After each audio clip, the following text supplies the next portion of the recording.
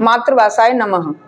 तो जैसा कि सभी बच्चों को ये पता है कि एसएससी जीडी का एग्जाम आ गया है और फरवरी में इसका एग्जाम भी होने वाला है, तो इसमें सबसे जो मेन टॉपिक है या अहम टॉपिक है वो है शब्द भंडार। और सबसे ज्यादा आपको क्वेश्चन मिलेंगे शब्द भंडार से कम 7 से 8 क्वेश्चन मिलेंगे, जिसमें कम से कम 2 या 3 उसमें पर्यायवाची, विलोम, वाक्यांश इनमें से शब्द आएंगे। तो सबसे ज्यादा परेशानी बच्चों को होती है पर्यायवाची शब्दों में। तो पर्यायवाची शब्दों में वैसे तो आपको याद करने पड़ेंगे, लेकिन कुछ पर्यायवाची ऐसे हैं जिनमें आप सिर्फ कुछ मात्राओं का हेर फेर करके ही आप उनको याद कर सकते हो। आपने एक याद किया है तो उससे संबंधित 3-4 आप उनको याद कर सकते हो। वो कैसे, देखें। तो देखें, जैसे आपने लिखे पानी के पर्यायवाची जल, नीर, वार, तोय, अम्बु, पय, ये सब पानी के पर्यायवाची हैं।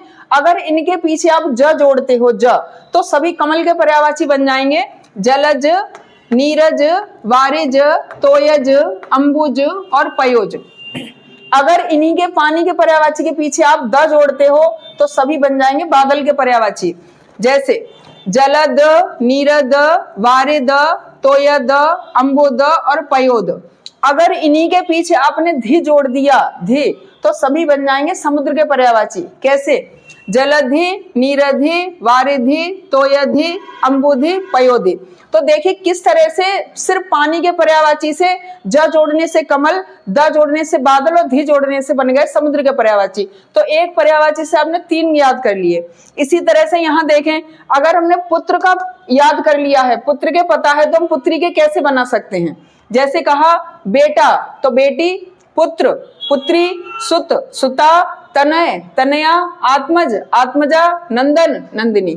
तो इस तरह से हो जाएंगे। सिर्फ पुल्लिंग को स्त्रीलिंग हमें बनाना है। इसी तरह से अगर आप सेवक का करते हो, सेवक में और यहाँ स्त्रीलिंग बना देंगे, बन जाएगा सेवक का सेविका, नौकर का नौकरानी, परिचारक का परिचारिका, भृत्य भृत्या, किंकर किंकरी, अनुचर अनुचरी।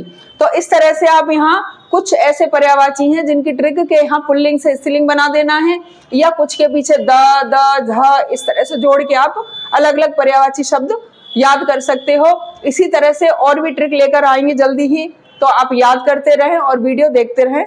मातृभाषाय नमः।